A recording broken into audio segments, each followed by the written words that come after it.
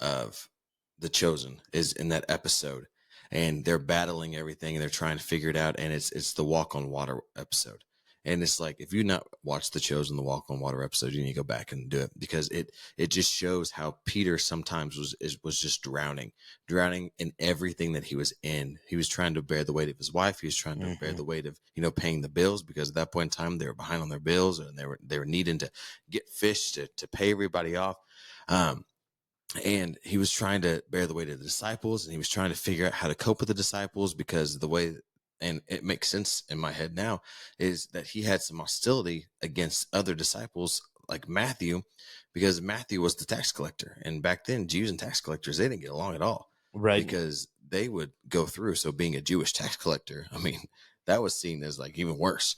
Right. And so they were traitors. Yeah, they were. And so when in this episode, when she goes into this kind of like cleansing water bath, and she goes down, but then Peter sinks, and at that moment Jesus reaches his hand in, and you just see Peter and Jesus' hand pulling together. But it shows in that whole thing, like Peter being chosen to walk on water was one of those things, because it says even though the seas were rough, Peter always made sure that he had his eyes set on Jesus, that he had the faith to be able to walk on water.